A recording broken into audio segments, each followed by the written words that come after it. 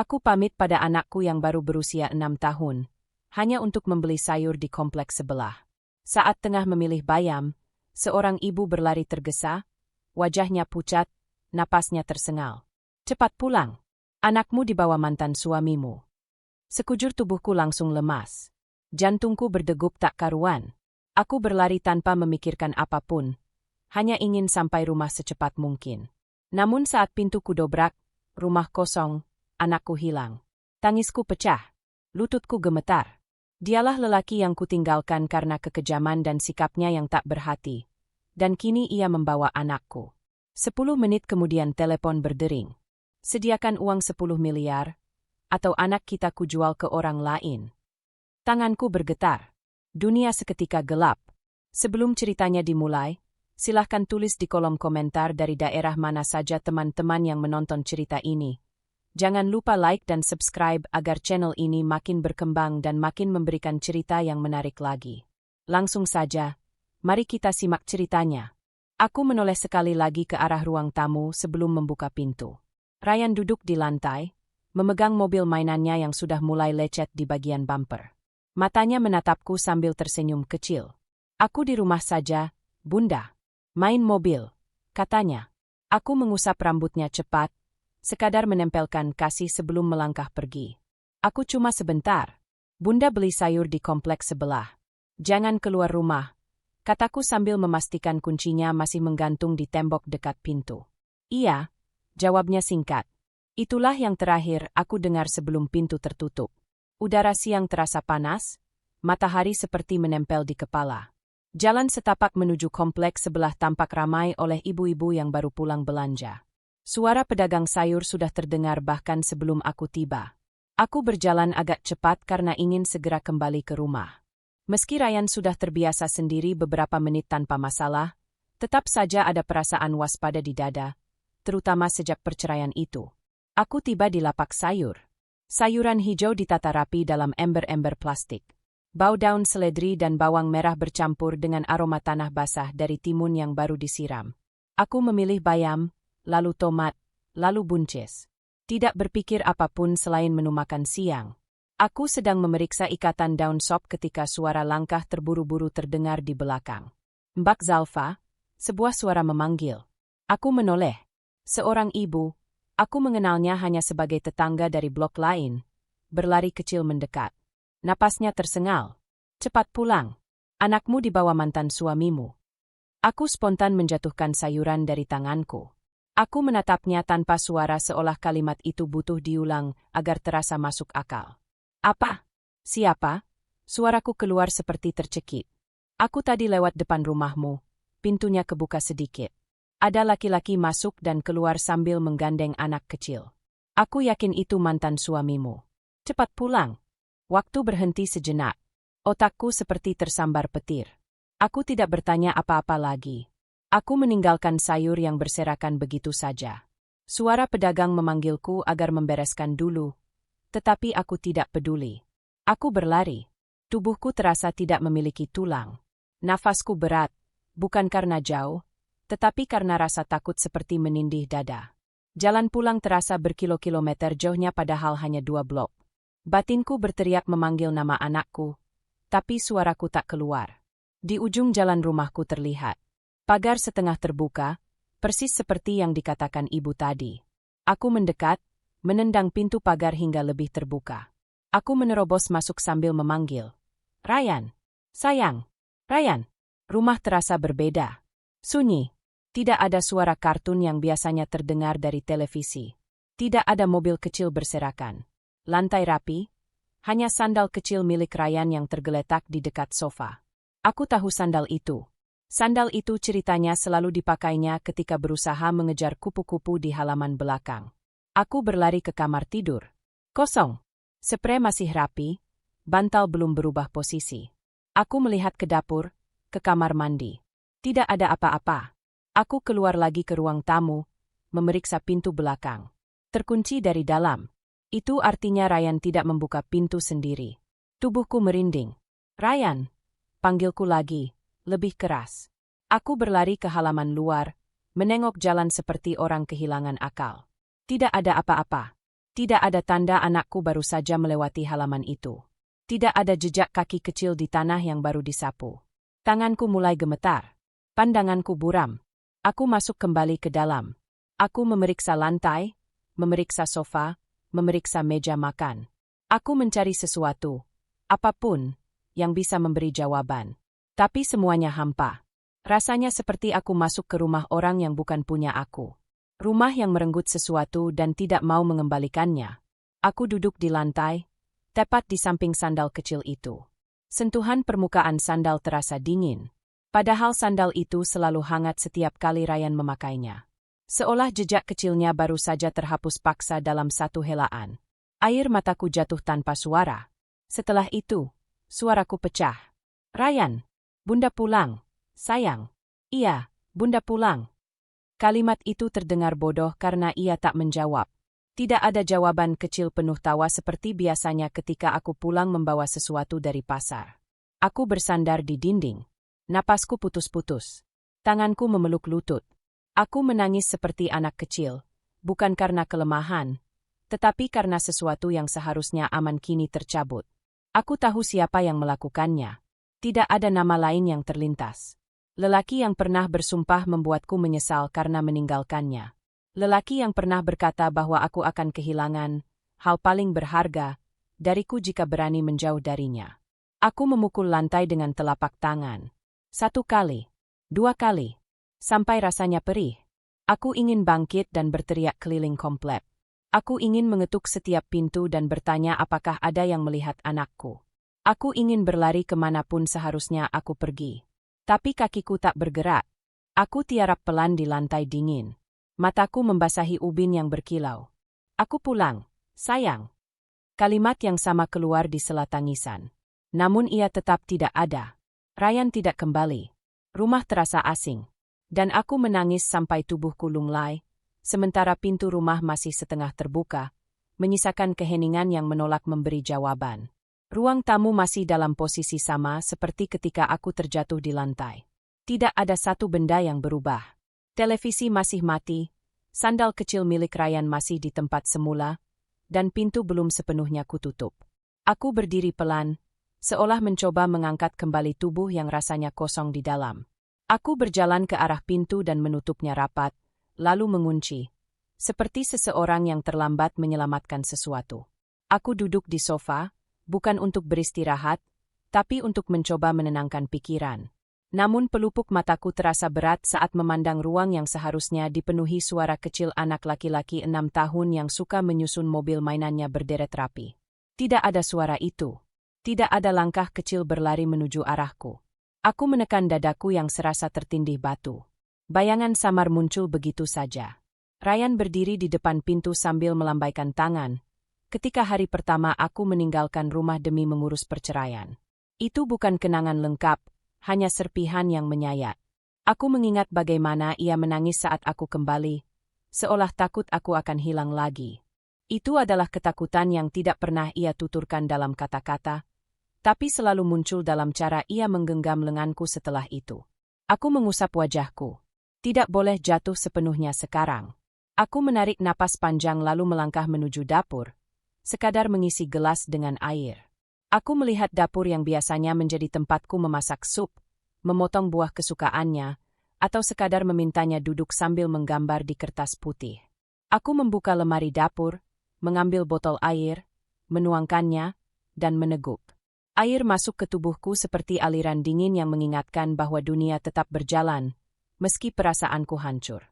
Ketika aku kembali ke ruang tengah, suara dari luar rumah terdengar samar. Bisikan. Aku membuka sedikit tirai. 2 orang tetangga berdiri di depan pagar, saling berbicara pelan sambil melihat ke arah rumahku. Aku bukan tipe orang yang suka menanggapi bisikan, tapi kali ini berbeda. Aku tahu apa yang sedang mereka bicarakan. Sorot mereka bukan sekadar bertanya, tetapi seperti memikirkan bagaimana seorang anak bisa hilang dari rumah ibunya. Aku tidak membuka pintu. Aku tak siap menjawab apapun. Aku duduk kembali di sofa. Dari posisi itu aku melihat dinding tempat dulu tergantung foto keluarga. Foto itu sudah lama kuturunkan. Dalam foto itu aku berdiri dengan baju serba biru muda, di samping seorang laki-laki yang memegang bahuku. Dia tersenyum. Tetapi jika seseorang melihat lebih lama, akan terlihat bahwa senyumnya tidak menyentuh mata. Itulah wajah Miftah. Ada kilasan tiba-tiba, bukan peristiwa detail, hanya tubuhku menahan rasa takut ketika ia membanting pintu suatu malam, menuduhku menyembunyikan telepon, padahal aku hanya mematikannya karena baterai habis. Kilasan lain muncul, suara gelas pecah, bukan karena terjatuh, tapi karena dilempar ke dinding. Aku tidak bisa melihat keseluruhan gambarnya, hanya potongan-potongan memori yang seperti datang dari balik kabut. Aku mengingat malam ketika aku memeluk Ryan terlalu erat hingga ia hampir kehabisan napas, hanya karena aku takut Miftah akan meluapkan kemarahannya di hadapan anak kecil itu. Ryan tidak pernah tahu apa-apa, tapi rasa takutnya tersimpan dalam matanya. Aku berdiri. Tidak boleh hanya duduk. Aku mengambil ponselku dari meja kecil di samping sofa. Tidak ada panggilan. Tidak ada pesan. Layar kosong itu seperti serangkaian kalimat yang tidak terucapkan. Aku berjalan ke kamar Ryan. Tempat tidur kecilnya masih tertata seperti pagi tadi. Selimut bergambar bintang dan pesawat luar angkasa terlipat setengah. Tidak ada kerutan baru. Tidak ada tanda bahwa ada tangan kecil yang menariknya pagi sebelum aku pergi. Aku menyentuh bantalnya, masih lembut. Aku merasa bagian tubuhku seperti runtuh pelan. Sayang, ucapku pelan, bukan memanggilnya, tapi seperti mengingat bahwa ia pernah tidur di sini semalam. Aku duduk di ujung kasur dan memejamkan mata sebentar. Aku merasakan lagi keheningan yang menggaruk dada. Aku bisa mengingat rasa takut yang pernah menghantuiku sebelum perceraian itu diputuskan hakim. Ketakutan yang menjelma menjadi keputusan tegas untuk melindungi anakku dari kehidupan yang penuh bentakan, ketegangan, dan ancaman. Aku memilih pergi. Aku memilih membesarkan Ryan seorang diri, dengan upah cukup dan pelukan yang bisa membuatnya tidur tenang. Namun kini, rasa tenang itu dicabut. Aku membuka mata dan berdiri lagi. Tidak boleh terpuruk. Tidak boleh hancur saat waktu berjalan dan seseorang telah membawa anakku entah kemana. Aku kembali ke ruang tamu. Bunyi motor di luar terdengar sebentar, lalu hilang. Hanya suara detak jam dinding yang terasa jelas. Aku memegang ponsel lebih erat. Aku tidak tahu harus menekan nomor siapa dulu. Polisi? Saudara? Aku tidak sedang butuh kalimat menghibur, aku butuh tindakan. Walau tubuhku lemah, ada sesuatu yang baru bergerak di dalam dadaku. Bukan sekadar rasa takut, tapi keberanian yang tumbuh karena tidak ada pilihan lain. Aku harus mencari Ryan. Aku harus mencarinya, meski tanpa petunjuk. Aku harus bergerak. Aku berjalan ke pintu depan dan menguncinya sekali lagi. Kehilangan itu telah menggores batinku, tetapi juga meneguhkan sesuatu. Hidupku tidak lagi untuk keselamatanku sendiri. Hidupku adalah tentang mengembalikan anak kecil yang biasa berlari di dalam rumah ini, yang seharusnya sedang menyiapkan Lego di lantai, bukan hilang di tangan seseorang yang pernah mematahkan hatiku. Dan aku bersiap, tanpa tahu bagaimana caranya. Yang jelas, aku tidak akan berhenti. Rasanya baru beberapa menit Zalfa duduk di lantai ruang tamu, memeluk bantal kecil milik Ryan, berusaha mengumpulkan napas yang tersisa, ketika suara ponselnya tiba-tiba berdering di meja. Suara itu mengiris keheningan, menghantam dada yang sudah terlalu sesak. Ia menoleh pelan, tapi tubuhnya gemetar hebat sebelum tangannya benar-benar bergerak. Nomor asing, tidak pernah tersimpan, tetapi entah kenapa nalurinya langsung tahu siapa pelakunya. Tidak ada nama lain selain Miftah. Ia menggeser layar dan mengangkat telepon, tetapi tidak mampu menyebutkan apa-apa. Suara di seberang muncul lebih dulu, tegas, dingin, tanpa jeda empati. Akhirnya kamu angkat. Nada itu bukan sekadar suara, tetapi ancaman yang membungkus paru-paru Zalfa. Kalau kamu ingin melihat anakmu lagi, siapkan uang 10 miliar. Zalfa membeku. Otaknya menolak memahami angka yang keluar dari mulut pria itu. Apa? Suaranya pecah, hampir tidak terdengar. Miftah, jangan bercanda. Ryan, anak kita, dia masih kecil. Kamu tidak boleh. Aku tidak bercanda. Suaranya memotong, cepat seperti hantaman pisau. 10 miliar. Atau aku kirim dia ke orang yang bersedia membayar lebih. Zalfa mencengkeram ponsel makin kuat, sampai jari-jari memutih. Napasnya pendek-pendek, seolah setiap oksigen dipaksa melewati jarum tipis. Kamu tidak punya hak menyentuh dia.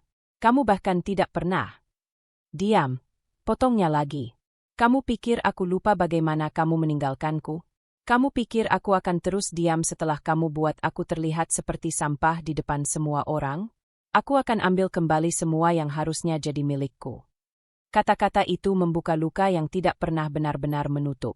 Bukan rangkaian kejadian masa lalu, bukan gambar-gambar yang ingin muncul, tetapi sensasi sakit yang pernah hidup di tubuhnya dulu. Zalfa menggigit bibirnya sampai terasa asin. Kalau ada yang kamu mau dari aku, ambil. Tapi jangan anakku. Dia tidak bersalah. Oh, dia justru hal yang paling berharga untukku sekarang. Suaranya berubah rendah, seperti seseorang yang menikmati kekuasaan tiba-tiba. Kalau kamu tidak punya uangnya, cari. Pinjam. Jual sesuatu. Aku tidak peduli. Zalfa menunduk. Matanya menatap lantai yang tidak berubah, tetapi hidupnya baru saja bergeser drastis. Harga yang diminta bukan hanya mustahil, itu penghancur. Aku tidak bisa mengumpulkan uang sebesar itu dalam waktu singkat. Kalau kamu gagal, lanjut Miftah, aku jual dia. Mudah saja. Banyak orang mau membayar sangat tinggi untuk anak yang penurut. Seketika seluruh dunia terasa runtuh. Pernyataan itu bukan ancaman kosong. Nada suaranya bukan teriakan emosional. Itu rencana nyata. Zalfa memaksa diri bernapas, menahan jeritan yang ingin melompat keluar. Tangannya memegang dinding agar tubuhnya tetap tegak. Beri aku waktu, ucapnya, suara pecah. Jangan sentuh dia. Jangan kasar pada dia. Tolong, jangan. Miftah tertawa pendek, hambar. Waktu yang kamu punya tidak banyak. Aku tunggu teleponmu. Kalau kau terlambat, ada jeda sunyi, panjang, lalu kalimat terakhir itu masuk seperti racun. Anggap saja dia milik orang lain. Telepon terputus. Zalfa berdiri di ruang tamu yang sama, tetapi rasanya seperti berada di ruangan asing. Suara kipas angin, denting sendok di dapur, dan bayangan tirai yang bergerak seolah tidak memiliki hubungan apa-apa lagi dengan hidupnya. Ia menatap ponsel yang gelap. Tidak ada waktu untuk jatuh, tetapi tubuhnya runtuh juga. Ia meremas ujung bajunya, duduk perlahan, menunduk, dan berusaha tidak kehilangan kendali. Tangisnya keluar, bukan yang meledak, tetapi yang terhambat oleh ketakutan besar. Ryan, nak, kamu baik-baik saja, kan? Kalimat itu tidak pernah mendapat jawaban. Ia berdiri kembali, memaksakan dirinya bergerak. Ia menutup semua pintu dan jendela lebih rapat, seolah masih ada kemungkinan Ryan muncul. Ia melihat sandal kecil anaknya, masih di samping rak sepatu. Ia melihat muk dengan gambar kartun favoritnya masih berada di meja. Semua benda itu bukan sekadar kenangan. Itu bukti bahwa keberadaannya barusan direnggut. Zalfa berjalan bolak-balik, kesadarannya mencoba menolak kenyataan. Uang sebanyak itu, bagaimana cara mendapatkan? Dari siapa? Dalam berapa lama? Ia menatap berulang-ulang pada ponselnya, berharap panggilan masuk lagi, berharap suara Ryan terdengar meski hanya 1 detik. Tidak ada. Ia menggenggam ponsel dengan satu keputusan yang terbit perlahan tetapi pasti. Ia tahu arah tujuannya. Tidak ada lagi ruang untuk keraguan. Tidak ada lagi ruang untuk rasa takut yang membuatnya membeku. Ia harus bergerak. Ia harus melakukan sesuatu. Ia mengambil kunci rumah, mengusap sisa air mata dengan telapak tangan, lalu berdiri di depan pintu. Tangan masih gemetar, tetapi langkahnya berbeda. Sekarang ada tujuan yang aktif. Bukan sekadar ketakutan. Naluri seorang ibu memimpin jalan. Dan ia melangkah. Zalfa berdiri di depan gedung polsek dengan tangan yang masih bergetar. Angin pagi menyeruak dari sela pepohonan di halaman kantor itu, tetapi tidak berhasil menurunkan suhu panas yang menyengat dalam tubuhnya. Waktu seolah berjalan berat, seakan setiap langkah menuju pintu masuk adalah bagian dari perjuangan yang tidak pernah ia bayangkan akan ia jalani sebagai seorang ibu. Pintu kaca terbuka saat ia mendorongnya. Bau khas ruangan dengan pendingin udara, bercampur wangi tinta dan arsip lama, menyambutnya. Seorang petugas jaga di meja depan menoleh, suaranya formal dan datar. Selamat pagi, ada yang bisa kami bantu? Zalfa menelan ludah. Tenggorokannya kering. Saya mau buat laporan. Anak saya, dibawa tanpa izin. Petugas itu mengangguk, meminta Zalfa duduk di kursi depan meja administrasi. Tangan Zalfa segera meraih map berisi dokumen yang ia siapkan malam itu. Fotokopi kartu keluarga, akta kelahiran Ryan, foto terbaru anaknya, dan surat perceraian. Ia tidak tahu apa saja yang dibutuhkan, tetapi ia membawa semua yang mungkin relevan. Petugas itu memberi formulir dan ballpoint. Tolong diisi dulu identitasnya, lalu jelaskan kronologinya singkat. Zalfa mengisi seluruh kolom dengan tangan gemetar. Ia hanya menuliskan waktu kejadian dan fakta bahwa anaknya dijemput tanpa persetujuannya. Tidak ada perluasan cerita, tidak ada pengulangan tragedi. Hanya data yang ringkas dan wajib. Ketika formulir selesai, petugas memintanya ikut menuju ruang penyidik. Ruang itu sedikit tertutup, dengan 2 meja besar, komputer, dan papan informasi terpasang di dinding. Seorang polisi berpakaian seragam rapi duduk di belakang laptop. Namanya tertera di dada, Ibda Wira. Silakan duduk, katanya tanpa menaikkan nada, tetapi suaranya tegas. Saya yang tangani laporan Anda. Zalfa duduk, menghadap meja. Suaranya ingin pecah, tetapi ia menahan. Sudah cukup semalam ia kehilangan kendali. Hari ini ia harus tampil sebagai seorang ibu yang mencari anak dengan kepala tegak. Sebelumnya saya minta Anda menjelaskan posisi hubungan Anda dengan pihak yang membawa anak itu, ujar Wira. Zalfa mengeluarkan salinan surat perceraian. Kami sudah resmi berpisah. Hak asuh sementara ada pada saya. Anak tinggal bersama saya. Polisi itu mengangguk dan memeriksa berkas tanpa menunjukkan ekspresi kasihan ataupun tergesa-gesa. Profesional dan fokus. Kapan terakhir Anda melihat anak Anda? Tadi, sebelum saya pergi sebentar untuk belanja. Dan saat Anda pulang, anak sudah tidak ada. Zalfa mengangguk. Wira mengetik cepat, lalu bertanya lagi. Siapa yang diduga membawa? Zalfa menyebut nama itu dengan pelan. Tidak perlu diulang dalam bentuk ancaman yang pernah terdengar. Cukup sebagai fakta hukum. Status hubungan komunikasi terakhir. Pertanyaan itu menggantung, tajam namun tetap dalam ranah formal. Dia menghubungi saya, jawab Zalfa, dan menyampaikan bahwa Ryan berada bersamanya. Jawaban itu cukup. Tidak perlu menyebut ulang apa yang dikatakan melalui telepon. Wira mencatatnya lalu meminta foto terbaru Ryan. Zalfa mengeluarkan satu foto ukuran postcard. Ryan dengan kaos bergambar dinosaurus, tersenyum lebar, rambut rapi. Polisi itu memindai foto dengan perangkat scanner dan mengunggah ke sistem. Baik, langkah pertama, kami akan buat laporan resmi kehilangan anak dalam status perselisihan hak penjagaan. Kalau bukti komunikasi memenuhi syarat, status ini akan naik ke proses penyidikan kriminal. Berapa lama? Suara Zalfa rendah, tetapi tegang. Kami mulai hari ini. Wira menutup laptop sebentar, menatap Zalfa langsung. Kasus terkait pengambilan anak tanpa izin bisa bergerak cepat jika pelakunya diketahui identitas lengkapnya. Satu petugas lain masuk membawa formulir tambahan, menyerahkannya pada Wira. Saya akan tanda tangani berita acara pemeriksaan Anda, katanya. Prosedur itu berlangsung sekitar 15 menit. Semua titik kronologis dicatat, waktu Zalfa pergi, waktu pulang, keadaan rumah saat ditemukan kosong. Tidak ada bumbu emosional yang ditulis. Semua berbentuk fakta hukum. Setelah berita acara selesai, Wira berdiri dan merapikan dokumen. Kami butuh Anda siap jika nanti ada pertanyaan lanjutan. Anda juga harus tetap berada di alamat yang tercatat, agar mudah dihubungi. Zalfa berdiri pelan. Napasnya terasa masih berat, tapi sedikit lebih kokoh dibanding sebelum masuk kantor polisi. Apakah kalian akan mencarinya langsung? Kami sudah tugaskan unit yang relevan, jawab Wira. Kami akan mulai dari riwayat alamat terakhir, catatan hukum sebelumnya, dan kemungkinan akses transportasi yang dia gunakan. Anda tidak perlu mencari sendiri. Ikuti arahan kami. Kata-kata itu tidak sepenuhnya menenangkan, tapi menjadi pegangan pertama yang layak. Sebelum keluar, petugas administrasi menyerahkan salinan tanda lapor. Stempel biru menyala di permukaan kertas itu. Legal, resmi, formal. Zalfa menggenggamnya. Selama perjalanan keluar dari ruangan, langkahnya lebih teratur.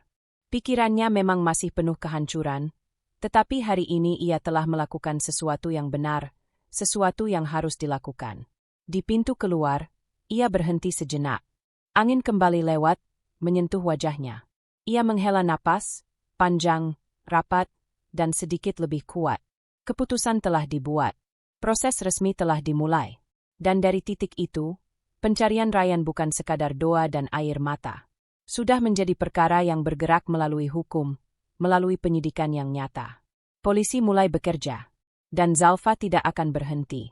Cuaca sore itu terasa lebih berat dari sebelumnya, seperti langit ikut menekan bahu Zalfa yang semakin rapuh. Ia kembali mendatangi kantor polisi tidak untuk membuat laporan, melainkan karena pihak penyidik meminta kehadirannya. Tidak ada administrasi, tidak ada formulir, hanya panggilan langsung melalui pesan singkat agar datang melihat perkembangan baru yang dianggap penting. Saat Zalfa masuk ruang penyelidikan, lampu yang tidak terlalu terang membuat suasana terasa seperti panggung investigasi. Di depan layar monitor, Ibda Wira berdiri bersama satu anggota lain yang sibuk menata file rekaman. Mereka tidak meminta Zalfa duduk, hanya memberi isyarat untuk mendekat. Sebelumnya kami bilang akan mulai dari lokasi kemungkinan kendaraan, ujar Wira, suaranya stabil seperti biasa. Kami sudah dapat satu rekaman dari kamera CCTV komplek belakang rumah Anda. Zalfa mendekat. Hatinya berdebar seolah menunggu sesuatu yang mustahil menenangkan. Anggota yang berdiri di samping Wira membuka rekaman dan menjalankannya mundur sebelum ke waktu yang mereka tandai. Sebuah mobil hitam muncul dalam layar. Senyap. Lajunya pelan, terlalu pelan untuk sekadar lewat. Ini bukan mobil yang Zalfa kenali secara pasti, tapi bentuknya memberi kesan yang familiar. Sudut kamera menunjukkan pintu pagar komplek yang terbuka, dan mobil itu berhenti tepat di depan jalan setapak yang mengarah ke rumah-rumah dalam area tersebut. Wira memperbesar rekaman pada plat nomor. Gambarnya agak buram namun pola hurufnya masih terbaca. Kendaraan ini punya hubungan dokumentasi dengan orang yang Anda sebut sebelumnya, kata Wira tanpa menyebut nama secara gamblang. Riwayat registrasinya pernah tercatat atas nama perusahaan yang pernah terhubung dengan dia. Zalfa menahan napas. Ada rasa perih pada titik itu. Sebuah bukti bahwa ia benar-benar sedang menghadapi sesuatu yang bukan kebetulan. Kamera berganti sudut. Petugas menampilkan potongan rekaman selanjutnya. Pintu belakang mobil terbuka cepat dan tertutup kembali. Tidak ada sosok yang terlihat jelas. Kamera tidak cukup dekat untuk menangkap wajah atau identitas siapapun. Tapi waktunya berdekatan dengan momen ketika Zalfa meninggalkan rumah. Ini menunjukkan kendaraan berhenti sekitar 3 menit, kata petugas itu, menjelaskan dengan ritme seperti menjabarkan statistik. Lalu bergerak keluar area, sambung Wira. Mobil itu tampak melaju pelan, lalu menghilang di ujung jalan. Tidak ada suara dalam rekaman, tetapi bayangan itu terasa lebih gaduh daripada suara apapun. Kami mencocokkan waktu dengan data dari security kompleks sebelah, lanjut Wira. Ada catatan bahwa kendaraan sempat menunggu. Jadi ini bukan sekadar lewat. Ada indikasi tindakan yang sudah direncanakan. Zalfa meremas jemarinya. Ada perbedaan tajam dalam cara ia memaknai rekaman itu dibanding polisi. Untuk polisi, ini bagian dari rangkaian bukti. Untuk Zalfa, itu nyata, getas, dan penuh ketakutan. Apakah benar dia yang ada di dalam mobil? Suara Zalfa sulit dipertahankan tetap tenang. Kami tidak bisa memastikan tanpa visual identitas, jawab Wira. Namun koneksi mobil ini dengan jejak administratif sebelumnya sudah cukup untuk menjadi arah penyelidikan. Sekarang kami sedang melacak keberadaannya. Petugas lain mencetak satu foto hasil kapture CCTV, memberikan salinannya pada Zalfa. Ia tidak diminta menyimpan sebagai dokumentasi resmi, hanya sebagai pengingat bahwa proses bergerak. Gambar itu menunjukkan mobil hitam dengan pintu sedikit terbuka. Samar, tapi jelas. Ada kemungkinan tindakan ini bukan spontan, kata Wira lagi. Mobil datang pada waktu yang sangat presisi. Berhenti sebentar, lalu pergi cepat seolah tujuan sudah selesai. Pola ini lebih mengarah pada eksekusi terencana, bukan impulsif. Zalfa menatap layar yang kini berhenti di bingkai diam. Ada suara kecil dalam hatinya yang berkata bahwa perencanaan semacam ini bukan sesuatu yang baru. Ada pola dari masa lalu. Tidak perlu disebut ulang, cukup menjadi luka yang kembali terbuka dalam diam. Apakah kalian menemukan rute yang diambil mobil itu? Tanya Zalfa. Kami sedang melakukan pelacakan. Kami sudah mengajukan permintaan rekaman dari beberapa titik yang dilewati kendaraan itu. Ada lokasi tertentu yang perlu prosedur lebih panjang untuk mendapatkan data. Kami sedang proses. Nada Wira konsisten datar, namun matang. Kalimatnya tidak bernada harapan kosong, melainkan realisme kerja. Jika mobil itu berpindah area, kami bisa dapat informasi arah terakhir. Mungkin. Zalfa mengangguk. Ia tidak tahu harus berkata apa selain memahami bahwa proses ini bukan hanya tentang perasaan. Penyidikan itu bergerak berdasarkan jejak. Dan rekaman ini adalah jejak pertama yang benar-benar nyata. Untuk sementara, ujar Wira, Anda tetap di rumah. Jangan mencari sendiri. Kami akan memanggil Anda kembali ketika rute kendaraan terverifikasi. Zalfa menerima instruksi itu. Saat keluar dari ruang penyidikan, pintu menutup perlahan di belakangnya. Di tangan, masih ada kertas foto mobil hitam itu. Kecil, tapi cukup membuat napasnya berat. Hari itu Zalfa pulang tanpa janji manis dari siapapun. Tidak ada jaminan. Tidak ada kepastian bahwa pencarian akan cepat selesai. Namun untuk pertama kalinya sejak kejadian itu, ada sesuatu yang bisa menuntun arah. Bukan sekadar kecurigaan, bukan sekadar ketakutan. Ada jejak. Dan jejak itu, kelam sekalipun, kini sedang dibuka satu persatu. Hari itu udara terasa lebih mengambang daripada biasanya. Matahari menyinari teras rumah dengan keheningan yang menakutkan. Zalfa duduk di lantai ruang tengah, punggungnya bersandar pada sofa tanpa kekuatan. Sudah 2 hari sejak ia menyerahkan rekaman CCTV itu kepada pihak kepolisian. Namun kenyataan bahwa Ryan tidak pulang masih menjadi hantaman paling nyata yang tak bisa diredakan oleh apapun. Tubuhnya melemah, kepala sering berputar, dada terasa berat, dan jemarinya terkadang mati rasa seolah darah enggan mengalir seperti biasa. Beberapa kali Zalfa mencoba berdiri, tetapi lututnya goyah. Ia terpaksa duduk kembali dengan napas putus-putus. Rumah itu kini bukan hanya kosong secara fisik, atmosfernya seolah kehilangan inti. Tidak ada suara kecil yang berlarian di lorong rumah, tidak ada tawa yang memanggil nama ibunya. Hanya bayangan, hanya ingatan yang menempel di dinding. Di meja makan masih ada piring kecil bertema kartun yang kemarin tidak ia bereskan. Zalfa ingin membuangnya tetapi tidak sanggup. Piring itu seperti bukti bahwa anaknya pernah ada di ruangan tersebut, pernah makan di situ, pernah duduk di kursi itu. Piring kecil itu menjadi simbol keberadaan, dan Zalfa takut menghilangkan jejak yang mungkin bisa menguatkan dirinya. Ponselnya bergetar pelan. Bukan dari polisi, bukan dari seseorang yang ditunggu, tetapi dari satu nama yang hanya pernah ia simpan di daftar kontak sebagai pelipur waktu lalu. Rani, dulu teman satu kantor lama yang sudah pindah ke kota lain. Mereka jarang berbicara setelah masa pekerjaan mereka berakhir, namun tiba-tiba Rani mengirim pesan. Aku sudah dengar dari tetangga lama. Kamu di rumah? Zalfa membaca pesan itu lama, tidak langsung membalas. Perasaannya campur aduk.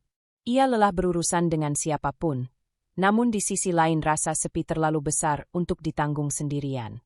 Tak lama kemudian Rani mengetuk pintu rumah tanpa menunggu balasan. Zalfa membuka pintu perlahan. Rani berdiri di luar, membawa kantong plastik. Aku bawakan makanan. Kamu harus makan. Tidak ada pelukan dramatis. Tidak ada tangisan berdua. Hanya tatapan manusia yang paham bahwa dunia sedang runtuh dan tidak ada kalimat yang cukup untuk memperbaikinya. Zalfa kembali duduk, Rani menata makanan di meja. Kamu sejak semalam makan? Tanya Rani. Aku tidak tahu, jawab Zalfa lirih. Kayaknya aku minum air saja. Rani tidak memaksanya bercerita, hanya meletakkan bubur panas tanpa bunyi.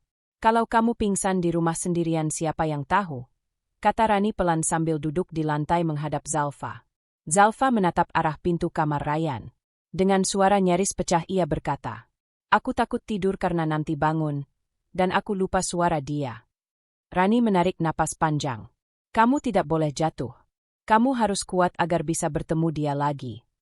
Kata-kata itu seperti menampar kesadarannya. Bukan kalimat motivasi klise, hanya fakta sederhana. Zalfa mencoba makan. 1 sendok, lalu 1 lagi. Tenggorokannya menolak. Bubur itu terasa hambar meskipun panas. Namun ia memaksa menelan. Aku merasa gagal sebagai ibu. desah Zalfa. Kamu tidak gagal, jawab Rani cepat. Yang gagal adalah orang yang mengambil. Bukan kamu.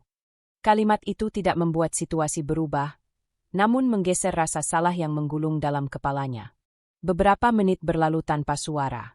Sesekali Zalfa terisak kecil, tetapi tanpa desperasi besar seperti hari-hari awal.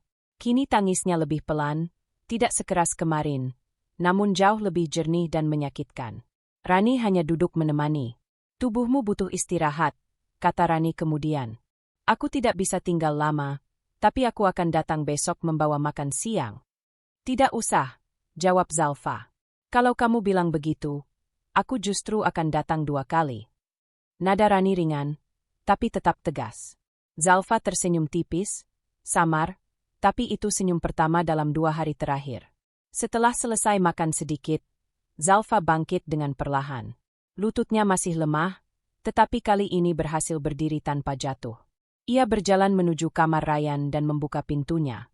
Ruangan itu tetap rapi, tidak ada yang berubah.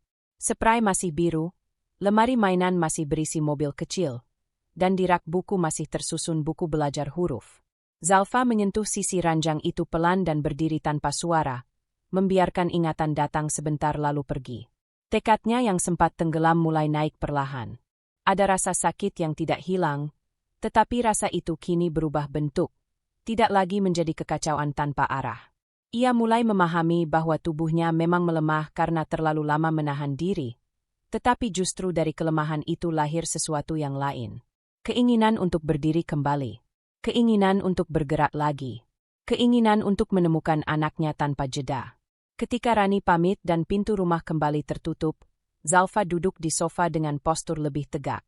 Ia meneguk segelas air, menarik napas dalam, dan menatap jam dinding.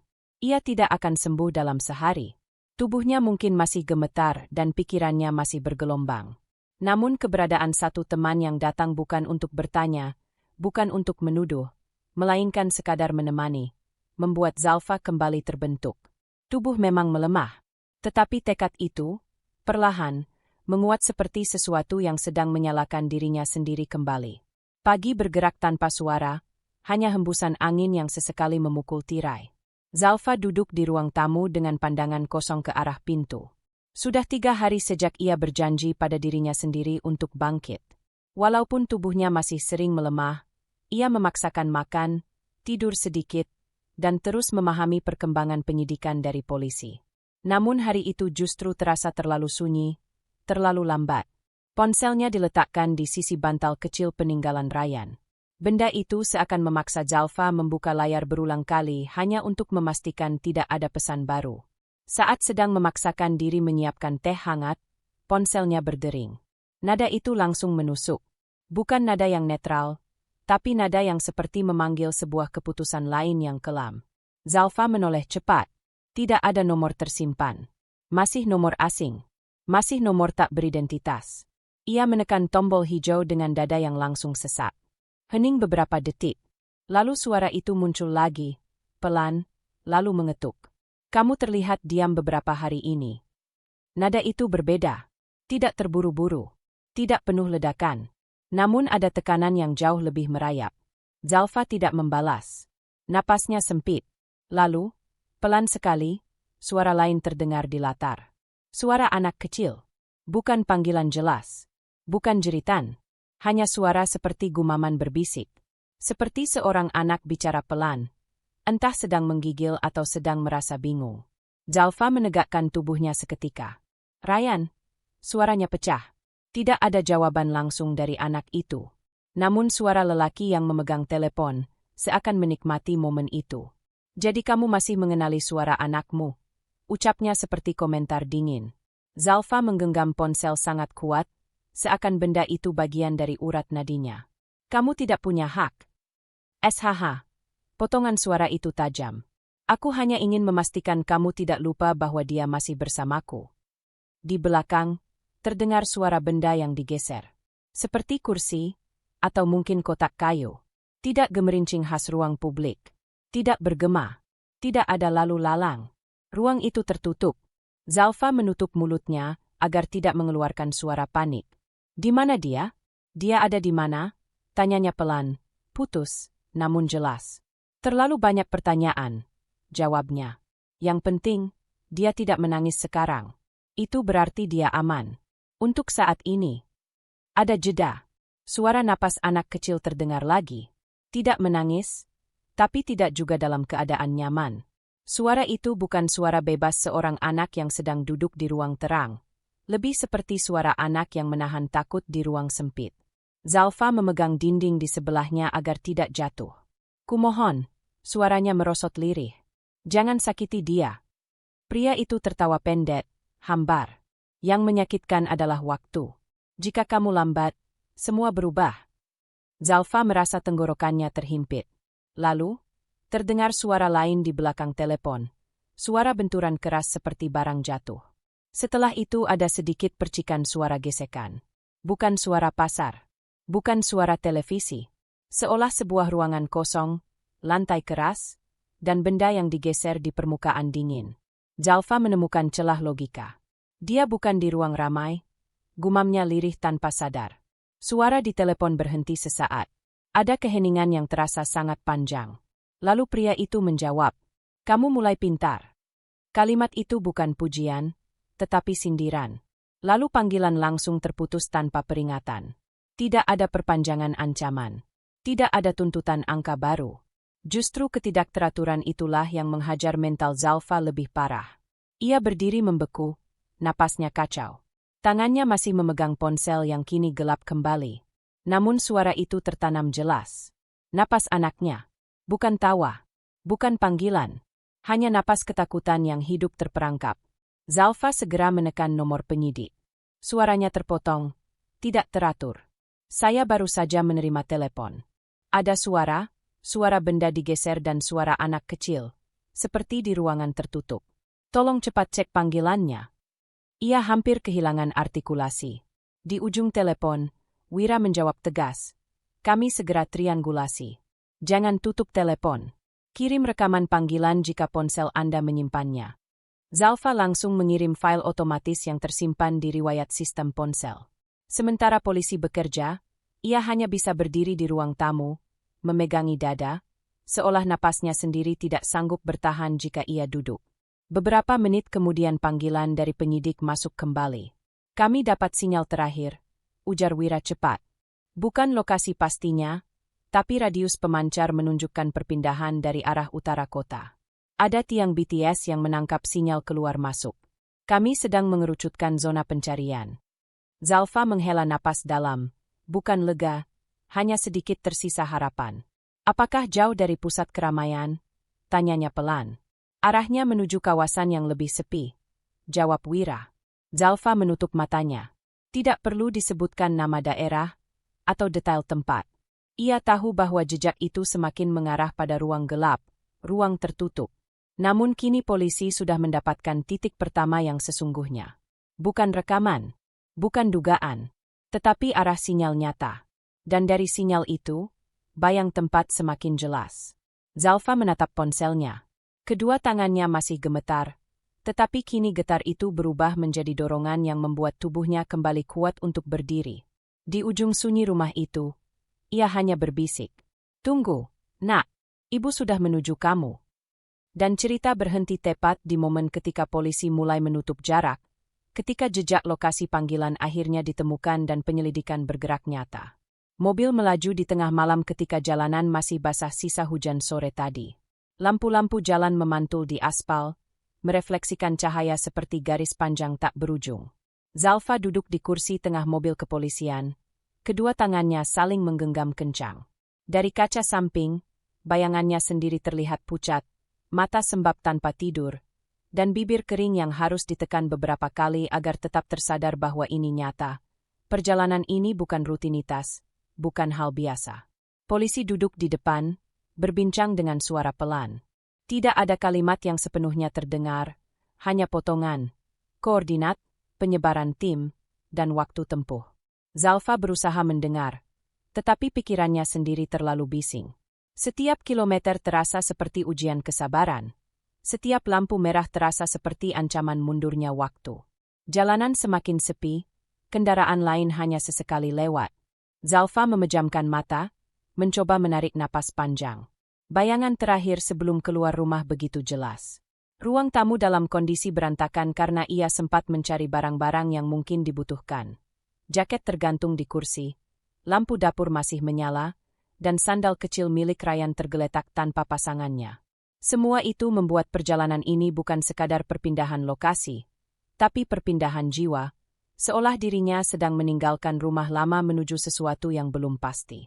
Polisi di depan menurunkan volume radio internal. Bu Zalfa, sebentar lagi kita menembus jalur tol luar kota, ucap salah satu dari mereka. Zalfa mengangguk tanpa bicara. Ia tidak perlu tahu detailnya, yang penting mereka bergerak. Tol semakin sunyi. Lampu-lampu kuning tinggi berdiri di sisi kanan, memanjang beraturan, membentuk ritme visual yang seakan menuntun mereka. Mobil-mobil besar melintas pelan, beberapa membawa muatan sayuran, sebagian lainnya kosong tanpa trailer. Di kejauhan terdengar suara ban pecah angin dari truk yang melintas. Jalan tol panjang itu terasa seperti lorong waktu, tidak ada tanda kapan berhenti. Zalfa membetulkan posisi duduk.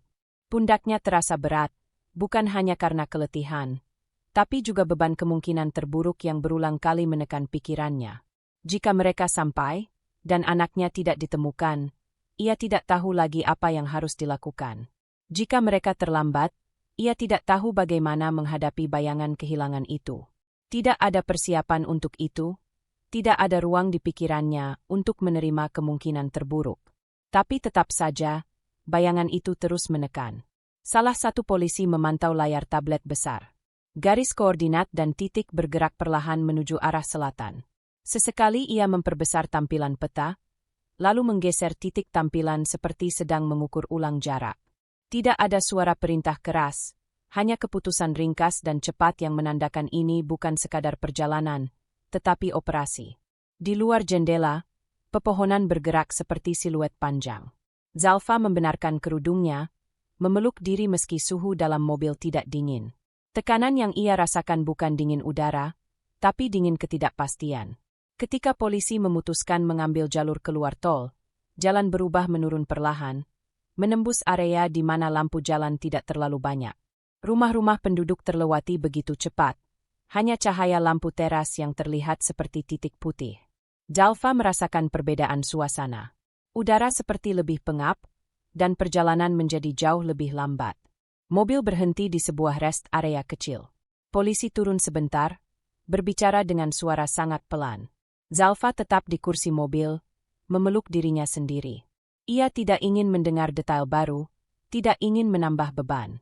Ia hanya perlu bergerak maju. Setelah beberapa menit, pintu mobil dibuka kembali dan perjalanan dilanjutkan. Polisi menjelaskan bahwa titik sinyal yang dianalisis setidaknya mengarah ke wilayah yang lebih jauh dari perkiraan awal. Mereka harus terus bergerak. Tidak ada yang memberi estimasi waktu. Tidak ada juga yang menjanjikan kepastian. Langit berubah. Warna hitam pekat kini mulai bergeser menjadi biru gelap. Ada sedikit garis cahaya jauh di horizon. Belum fajar, tapi tanda-tanda pagi sudah terasa. Suara azan dari masjid kecil di pinggir jalan terdengar lirih. Zalfa menunduk. Doanya tidak terucap dalam kalimat, tetapi mengalir dalam batinnya. Kota yang mereka tuju belum terlihat.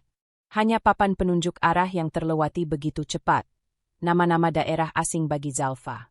Ia tidak pernah membayangkan akan berada sejauh ini dari rumah tanpa alasan yang jelas selain mengikuti jejak samar yang mengarah pada anaknya. Dalam hati ia berkata pelan, lebih seperti janji pada dirinya, bahwa ia tidak akan pulang tanpa Ryan. Mobil terus bergerak. Lampu-lampu kota berikutnya mulai muncul, walau kecil dan jauh. Polisi memberi tanda bahwa mereka semakin dekat dengan area yang menjadi rujukan pelacakan sinyal terakhir. Di kursi tengah, Zalfa memejamkan mata sekali lagi. Tidak ada kepastian menunggu di depan. Tidak ada jaminan keselamatan. Namun perjalanan ini sudah dimulai, dan kembali ke rumah tanpa jawaban bukan pilihan. Ketika mobil melambat di sebuah perempatan kota yang asing, lampu merah menyala tepat di depan mereka. Zalfa membuka mata, menatap cahaya merah itu tanpa berkedip. Rasanya seperti simbol yang menahan mereka tepat di titik sebelum kenyataan berikutnya muncul. Dan di situ, dalam hening yang mencekam, perjalanan belum selesai, justru baru bergeser menuju babak yang lebih nyata. Pagi baru saja tumbuh penuh ketika mobil yang membawa Zalfa dan tim penyidik berhenti di halaman sebuah kantor kecil kepolisian sektor wilayah kota itu. Udara dingin menyergap, tetapi aroma aktivitas pagi membuat suasana sedikit bergerak. Di depan kantor, beberapa petugas sudah bersiap seolah telah menunggu kedatangan mereka. Tidak ada keramaian, tidak ada media, hanya langkah-langkah cepat yang terasa mendesak. Salah satu perwira mempersilakan Zalfa masuk. Ruangan pertama yang mereka masuki adalah ruangan dengan layar monitor besar yang terhubung ke jaringan investigasi pusat. Foto mobil hitam yang sempat dilihat sebelumnya masih terpampang, namun kini sudah dilengkapi catatan perkembangan terbaru. Ada peta digital yang ditandai beberapa titik dengan warna berbeda. Zalfa tidak mengerti semuanya secara detail, tetapi cukup untuk membuat jantungnya berdetak tidak beraturan. "Bu Zalfa, ada perkembangan penting," kata perwira itu, suaranya datar tetapi mengandung urgensi yang jelas.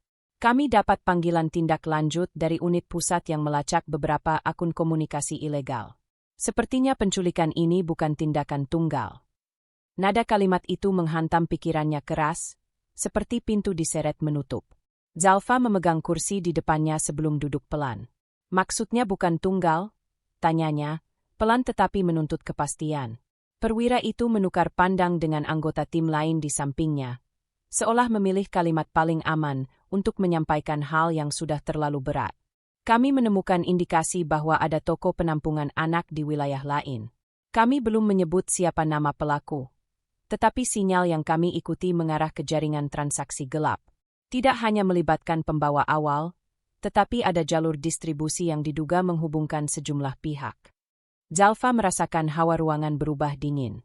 Kata, distribusi, itu seperti pisau yang menancap ke dalam kalimat tanpa ampun. Ini bukan sekadar permintaan tebusan. Suaranya seperti mendidih di tenggorokan. "Kami tidak bisa memastikan sepenuhnya, Bu. Tetapi pola ancaman dan perpindahan lokasi menunjukkan bahwa targetnya mungkin bukan hanya eksploitasi pribadi." Kursi di bawahnya terasa terlalu keras. Zalfa menunduk, membiarkan rambut yang keluar dari hijab jatuh ke pipi. Di belakang matanya, bayangan kecil Ryan muncul. Tangan mungil yang selalu menggenggam kaosnya ketika menonton kartun. Ia berusaha menahan napas agar tidak pecah menjadi tangis. Tim penyidik menghidupkan rekaman data terbaru. Bagian layar menampilkan daftar panggilan anonim yang terlacak dari lokasi berbeda. Tidak ada suara, hanya identitas nomor yang sebagian besar telah dienkripsi. Zalfa tidak perlu memahami teknisnya. Ia hanya perlu menangkap satu hal. Ini semakin besar dari yang ia bayangkan.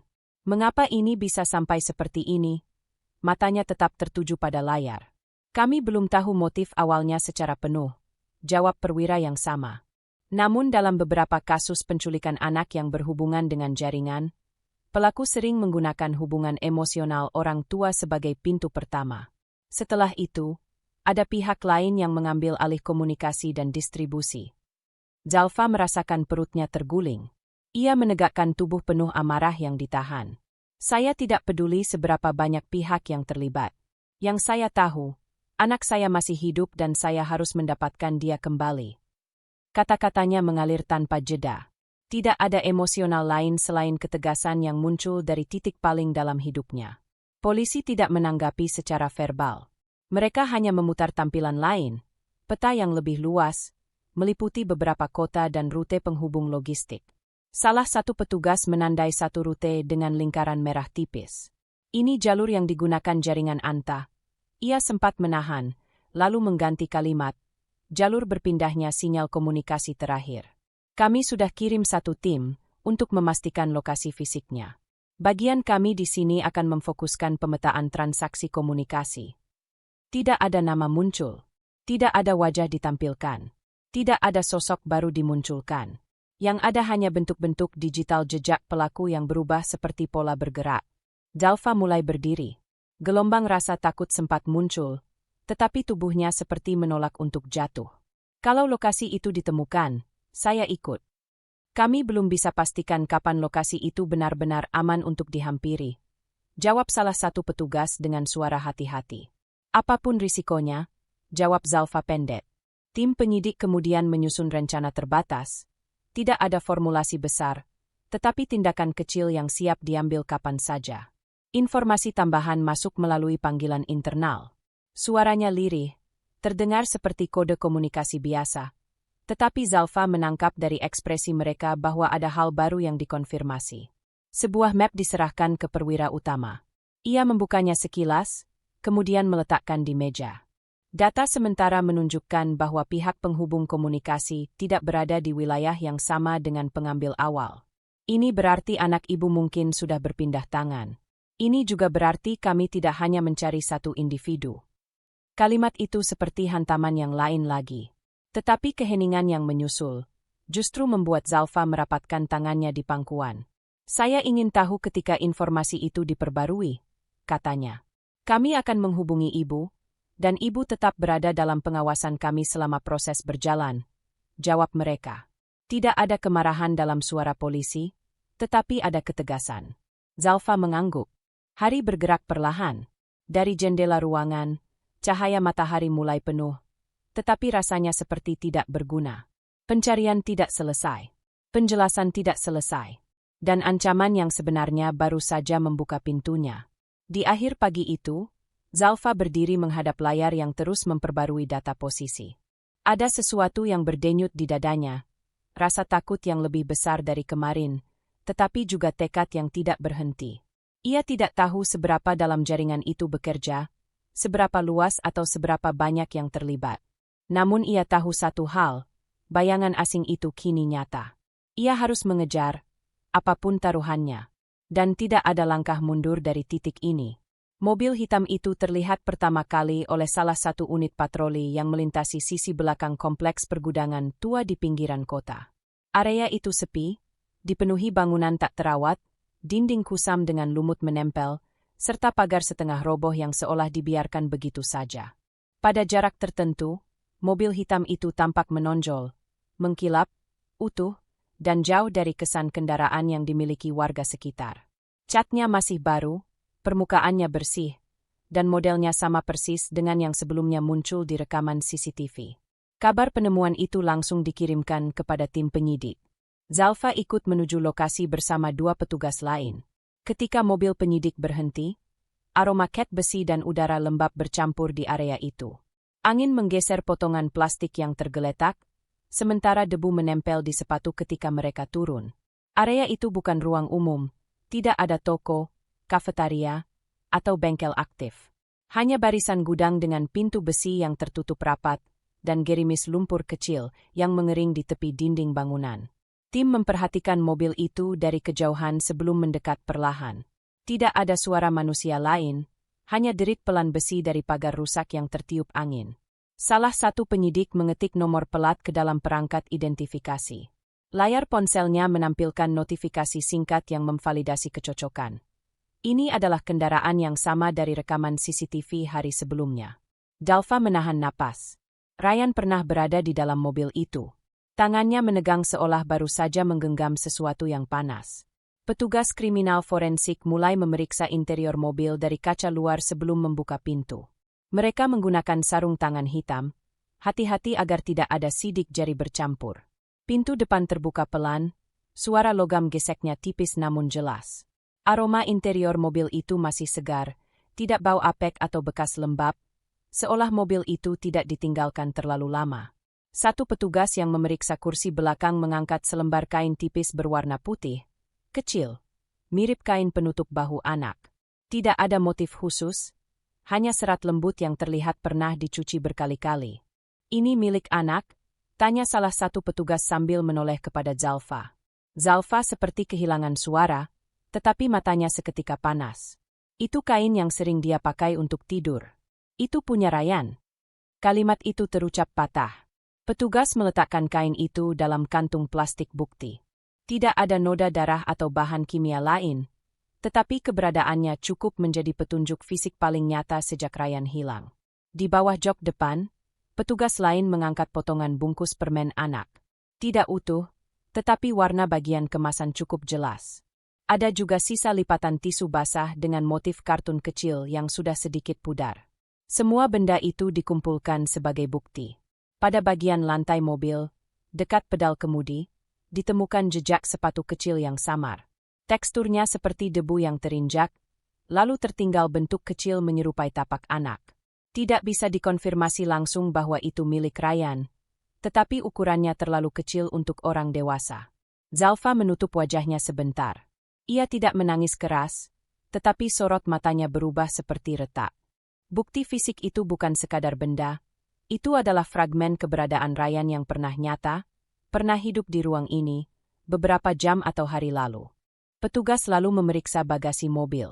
Saat pintu bagasi terbuka, terlihat kain berwarna abu muda yang digulung. Tidak ada noda, tetapi cara kain itu digulung menunjukkan pernah digunakan untuk menutupi sesuatu. Di sisi samping bagasi terdapat bekas garis kecil, seperti goresan benda keras, mungkin koper, mungkin kotak, atau mungkin sesuatu yang dipaksa masuk.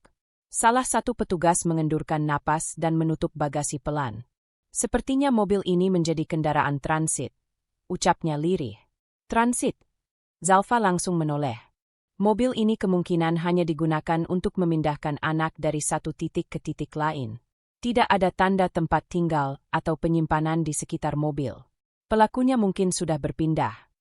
Zalfa merasakan tanah di bawah kakinya bergeser. Transit berarti jejak Ryan tidak berhenti di sini. Ia lewat. Ia dibawa lagi. Dan entah sekarang ia berada di mana. Tim menyisir sekitar area gudang. Salah satu pintu terlihat memiliki bekas goresan kunci baru. Besinya terkelupas pada bagian pegangan, seperti pernah dibuka dalam keadaan terburu. Namun saat pintu dicoba, ternyata terkunci rapat. Petugas menunggu instruksi sebelum membuka secara paksa. Zalfa memperhatikan lantai di dekat mobil. Ada bekas telapak kaki dewasa yang mengarah ke sisi gudang, tetapi tidak banyak. Jejak itu tidak jelas karena bercampur debu dan serpihan ranting.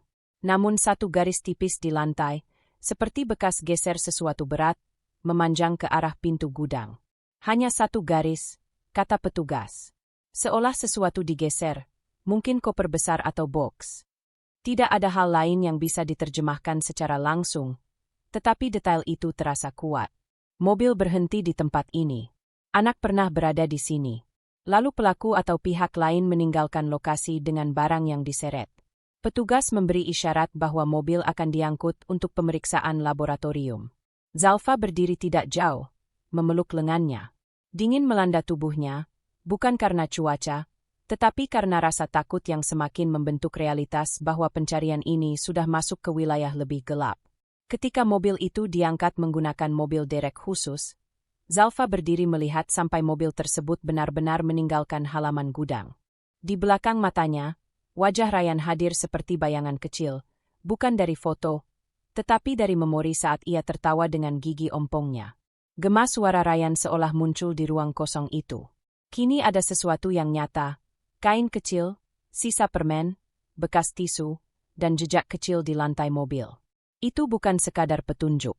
Itu adalah peringatan halus bahwa waktu semakin berjalan, dan jarak antara dirinya dan anaknya sedang bertambah. Di dalam diri Zalfa, rasa takut tidak lagi sekadar menggantung. Ia menempel, mengeras, menjadi bagian baru dari kepalanya, dan ia tahu pencarian fisik ini baru dimulai dalam bentuk yang lebih tajam. Tidak ada lagi sekadar bayangan, hanya bukti nyata yang memaksa langkah berikutnya akan diambil, apapun bentuknya. Sore itu, udara terasa lebih berat dari biasanya. Tidak ada angin, tidak ada cahaya matahari yang menenangkan. Hanya langit yang redup dengan awan bergerak pelan seperti membawa kabar buruk. Zalfa duduk di dalam mobil polisi yang bergerak menuju sebuah lokasi yang baru saja dikonfirmasi melalui rangkaian informasi internal. Sejak penemuan kendaraan hitam itu, para penyidik mempersempit titik kemungkinan berikutnya. Mereka menemukan jalur pergerakan pelaku, menyusun waktu, dan memutuskan untuk melakukan penindakan cepat. Namun tidak ada kegembiraan atau optimisme dalam perjalanan itu. Zalfa hanya memegang ujung pasminanya erat, seolah menjadi pegangan terakhir agar tubuhnya tetap tegak. Polisi tidak banyak bicara, hanya memberikan penjelasan singkat bahwa mereka akan menuju sebuah rumah sewa kecil di luar kawasan kota, tempat yang diduga menjadi titik singgah berikutnya. Ketika mobil berhenti, tidak ada kerumunan, tidak ada suara keras, dan tidak ada lampu berkelip. Yang ada hanya barisan rumah sederhana berdiri rapat, halaman yang sempit, dan dinding yang dicat tipis. Dari luar, rumah yang menjadi sasaran tampak tenang, seolah tidak pernah menyimpan sesuatu di dalamnya. Pintu terkunci. Tirai jendela tertutup. Tidak ada suara mengindikasikan ada penghuni. Namun dua petugas bagian operasi langsung bergerak ke halaman samping dan belakang rumah, kemudian memberikan kode untuk masuk. Pintu depan dibuka menggunakan perangkat khusus pengungkit kecil, agar tidak menimbulkan suara keras. Zalfa menahan napas saat langkah mereka masuk. Di dalamnya, bau karpet lembab dan debu lama menyeruak. Rumah itu tampak kosong, tetapi bukan kosong yang alami. Kosong yang baru ditinggalkan. Kursi plastik masih terletak melingkar, tetapi satu posisi seperti sedikit bergeser, meninggalkan garis di lantai. Bekas gulungan kabel charger telepon masih tertinggal di meja kecil. Gelas plastik minum terlihat di sudut dapur, masih menyisakan cairan yang belum sepenuhnya kering. Salah satu petugas mendekati kamar kecil di belakang. Ia membuka pintu perlahan. Di lantai, ada kaos kecil warna hijau yang tergeletak tanpa lipatan rapi. Motif kartunnya jelas. Zalfa langsung mengenalinya. Itu kaos yang sering dipakai Ryan saat di rumah. Ia melangkah masuk sebelum ada yang sempat menahannya. Tangan Zalfa meraih kaos itu, dan ia menekannya di dada. Aroma anak kecil itu hampir hilang, namun serat kainnya masih menyimpan kehangatan samar. Ia menutup mata, tetapi suaranya keluar pecah. Dia baru saja di sini. Polisi tidak menanggapi. Mereka mulai menyisir ruangan dengan prosedur yang ketat. Salah satu petugas menemukan bekas makanan kecil di lantai. Ada piring kertas berisi sisa roti manis yang telah mengeras. Di sampingnya, ada plastik susu bubuk kecil, merek yang sama yang sering dibeli Zalfa untuk Ryan. Tidak ada tubuh, tidak ada suara, hanya sisa keberadaan yang ditinggalkan terburu-buru. Dari halaman belakang, salah satu petugas datang membawa informasi singkat. Ada tetangga rumah di sebelah yang sempat melihat seseorang keluar tergesa lewat pintu samping 1 jam sebelumnya. Tidak ada suara bocah, tidak ada keributan. Hanya bayangan cepat seseorang memanggul sesuatu seperti tas besar atau selimut tergulung. Setelah itu tidak terlihat apapun lagi. Terlambat, ucap salah satu tim penyidik dengan nada rendah. Kalimat itu menghantam Zalfa. Tidak keras, tetapi sangat langsung. Ia mendekap kaos kecil itu semakin erat. Di ruang kosong itu, ia bisa membayangkan Ryan duduk di lantai, menangis pelan, atau memeluk barang apa saja yang diberikan kepadanya untuk diam. Dia sekarang tidak di sini, kata petugas. Anak ibu sudah dipindahkan. Zalfa ingin berteriak, namun suaranya seperti hilang. Hanya udara yang terhembus cepat dari dadanya. Ia jatuh duduk di lantai, mencengkeram kaos itu sambil menopang tubuh yang hampir roboh. Tidak ada kata-kata yang sanggup keluar dengan benar. Tidak ada kelegaan. Hanya perasaan kehilangan kesempatan yang seharusnya menjadi pintu pulang. Namun kini tertutup begitu cepat. Polisi tidak menunjukkan ekspresi panik atau kecewa seperti dirinya. Mereka justru makin tenang, tetapi ketenangan itu justru membuat keadaan semakin terasa dingin. Mereka memotret sudut ruangan, mengambil sisa bukti, dan menandai titik-titik kemungkinan perpindahan. Seharusnya kita datang lebih cepat, bisik salah satu petugas, tetapi yang lain menggeleng. Pergerakan pelaku memang sudah direncanakan. Lokasi ini hanya titik transit. Kata itu muncul lagi, transit.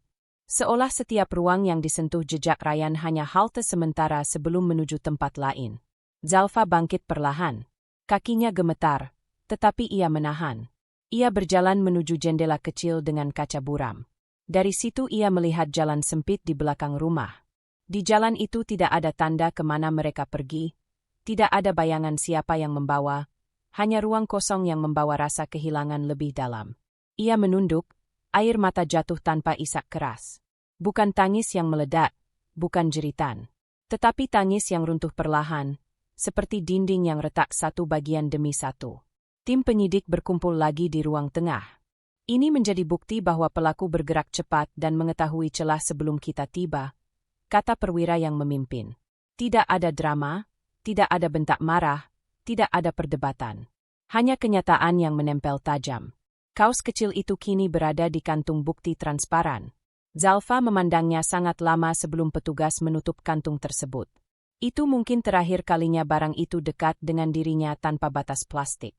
Saat mobil penyidik kembali membawa mereka keluar dari rumah sewa itu, Zalfa menatap halaman kosong dari jendela mobil. Ia tidak melihat apa-apa, tetapi hatinya seolah tahu satu hal. Kesempatan besar barusan pecah, terbuang, hilang dalam hitungan jam.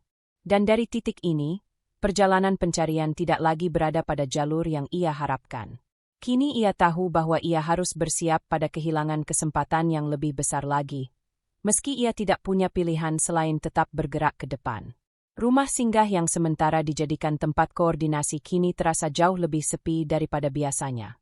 Papan-papan catatan yang tertempel di dinding penuh dengan garis panah, lokasi-lokasi potensial, rekaman foto mobil hitam, daftar nomor telepon yang pernah terhubung, serta catatan waktu panggilan terakhir. Namun setelah kegagalan penyergapan sebelumnya, semangat semua orang merosot tajam.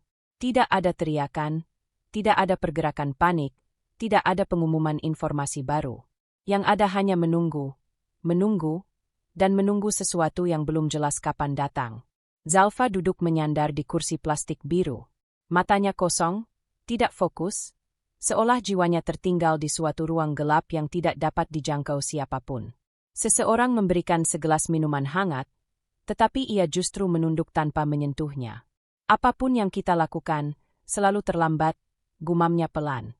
Seorang polisi yang sejak awal mendampingi penyelidikan mencoba menenangkan, meski tidak berani mengucapkan hal-hal yang terlalu optimis. Langkah kita selanjutnya harus lebih presisi. Gagal sekali bukan berarti tidak maju. Zalfa tidak langsung menjawab. Hatinya masih penuh gambar-gambar yang terbayang, pintu kosong, ruangan gelap yang sudah benar-benar dikosongkan, tempat tidur kecil yang masih ada lipatan selimut anak-anak, bahkan tanda bekas sepatu kecil yang memang terlihat jelas di lantai. Ketika suasana sudah begitu senyap, seorang petugas masuk sambil membawa sebuah catatan. Bu Zalfa, ada seseorang yang ingin bicara dengan Anda. Zalfa tersentak. Siapa? Seorang ibu, katanya mengenal pelaku dan punya informasi mengenai kebiasaan-kebiasaannya dulu. Dia tidak minta imbalan apapun. Hanya ingin menyampaikan karena katanya tidak mau hal buruk terjadi lagi. Zalfa berdiri spontan. Di mana? Di ruang tamu depan. Kami sudah cek sebelumnya. Aman. Langkah Zalfa sedikit gemetar ketika ia bergerak menuju ruangan tersebut. Di sana, seorang ibu duduk sambil memegang tas kain tua di pangkuannya. Usianya mungkin sekitar akhir 50-an. Ekspresinya tidak gugup, tetapi terlihat ada rasa sungkan. Seakan informasi ini sudah ia simpan terlalu lama. Selamat sore, ujar wanita itu pelan. Sore, Bu, jawab Zalfa hampir tidak terdengar. Ibu itu meremas ujung tasnya.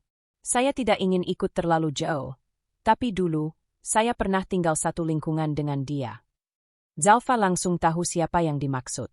Ia tak perlu menyebutkan nama, sebab orang itu terlalu lekat melekat di pikirannya. Ibu tersebut menarik napas panjang. Suaranya merendah.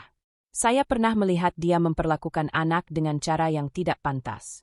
Tidak perlu dibahas detailnya, tapi sejak itu, saya selalu merasa ada sisi yang tidak benar. Ia berhenti sebentar, menatap meja, seakan ada rasa bersalah yang berat. Saya tidak bicara pada siapapun waktu itu. Lanjutnya, suara semakin lirih. Saya pikir bukan urusan saya. Saya pikir mungkin hanya emosi sesaat, seperti banyak orang tua yang keras mendidik anak.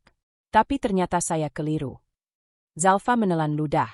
Ia ingin menanyai lebih banyak, tetapi instruksi polisi sebelumnya agar tidak menggali hal yang akan merusak mentalnya sendiri membuatnya menahan diri. Apa ada tempat tertentu yang sering dia datangi? Tanya salah satu petugas yang ikut duduk di sudut ruangan. Wanita itu mengangguk pelan. Ada satu tempat, bukan tempat tinggal. Lebih seperti gudang. Di dekat perbatasan kota lama, dekat jalur rumah-rumah kosong yang dulu itu sering jadi tempat penyimpanan barang dagangan. Orang-orang jarang lewat sana sekarang. Bahkan saya rasa sudah banyak bangunan terbengkalai. Tapi, dia dulu sering ke sana. Banyak warga tahu, tapi tidak menghiraukan. Polisi segera mencatat. Apakah Anda pernah lihat dia membawa anak ke sana? Tanya petugas lain. Wanita itu menggeleng. Tidak secara langsung. Tapi saya pernah melihat dia keluar dari sana sambil terlihat murung dan gelisah. Itu sebelum saya pindah rumah. Zalfa memejamkan mata sejenak, seakan bayangan lokasi itu mulai terbentuk dalam pikirannya. Gelap, sunyi, jauh dari pemukiman, dan terlalu mudah menjadi tempat orang disembunyikan. Wanita itu akhirnya berkata, "Saya tahu ini bisa jadi tidak terlalu berarti. Sudah bertahun-tahun berlalu. Tapi saya selalu merasa tidak tenang, sampai saya baca berita penyelidikan ini. Saya tidak ingin terlambat lagi." Polisi memberi anggukan tegas. "Informasi ini sangat berarti. Terima kasih sudah datang," ujar salah satu penyidik. Wanita itu berdiri. "Saya harap Anda segera menemukan anak itu." Zalfa tiba-tiba menyentuh tangan wanita tersebut. Hanya sebentar. Tidak ada kalimat panjang. "Terima kasih," ucapnya lirih. Namun kali ini matanya tidak kosong lagi. Wanita itu pergi. Pintu tertutup, meninggalkan aroma kecemasan yang berbaur dengan harapan tipis. Polisi langsung menyusun rencana. Bukan seperti penyergapan sebelumnya yang terlalu cepat, kali ini mereka akan bergerak dengan analisis matang. Location mapping dilakukan, butuh verifikasi dari beberapa arsip lama, bahkan satelit pencitra daerah dikumpulkan kembali. Dan untuk pertama kalinya setelah kegagalan sebelumnya, Zalfa merasa napasnya lebih stabil. Ia tahu perjalanan masih panjang. Tetapi ia juga tahu, ada tempat baru, ada petunjuk baru, dan betapapun kecilnya, harapan itu kembali hidup. Sunyi dini hari itu terasa berbeda. Tidak seperti malam sebelumnya yang hanya diisi rasa pasrah dan ketidakpastian. Kali ini ada tujuan, ada arah, ada koordinat yang jelas. Para petugas sudah bersiap sejak 1 jam sebelum keberangkatan, memetakan jalur menuju gudang lama di perbatasan kota tua. Semua dilakukan tanpa suara berlebih, tidak ada teriakan, tidak ada briefing panjang yang dramatis, hanya pandangan mata tegas dan gerak cepat. Zalfa berdiri di samping salah satu petugas utama, menunggu instruksi kapan ia harus ikut masuk ke mobil yang disiapkan. Nafasnya cepat, walau ia berusaha menyembunyikannya.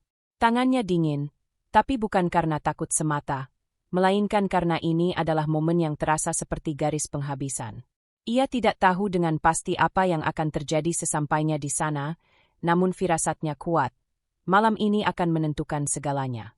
"Bu Zalfa," ujar petugas itu pelan, "pastikan Anda tetap berada di area aman nanti. Kami tidak bisa memastikan kondisi di lokasi." Zalfa menoleh, matanya tajam. "Saya ingin berada sedekat mungkin.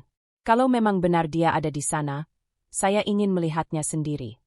"Paham," jawab petugas singkat. Tidak ada bantahan, tidak ada perdebatan. Kalimatnya saja sudah cukup menjadi tekanan. Mobil bergerak perlahan menuju arah yang jarang dilalui kendaraan.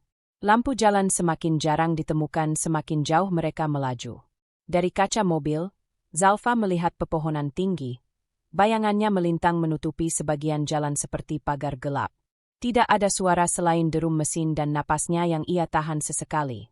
Sepanjang perjalanan, radio komunikasi berbunyi, tetapi ucapan yang terdengar biasanya hanya 1 atau 2 kata singkat. Jalur aman. Koordinat sesuai. Tidak ada pergerakan. Setiap kata bagai hantaman ke dadanya. Ia mendekap tas kecil yang berisi pakaian Ryan waktu kecil. Tidak ada alasan logis mengapa ia membawanya, tetapi itu satu-satunya benda yang membuatnya merasa tetap bertahan. Di tengah perjalanan, mobil melambat. Jalan berubah menjadi aspal retak dan bebatuan liar. Suara gesekan roda terdengar keras. "Kita sudah dekat," ujar petugas itu lagi. Zalfa mengangguk setengah sadar. Langit masih gelap pekat. Sudah menjelang pagi, tetapi matahari belum menunjukkan garis keemasannya. Embun tipis memenuhi kaca bagian luar. Mereka berhenti beberapa ratus meter dari lokasi yang ditandai. "Kita jalan kaki mulai dari sini," kata petugas. Langkah dimulai perlahan namun penuh tekanan. Tidak ada suara, hanya napas. Setiap rumput diinjak seolah menimbulkan gema.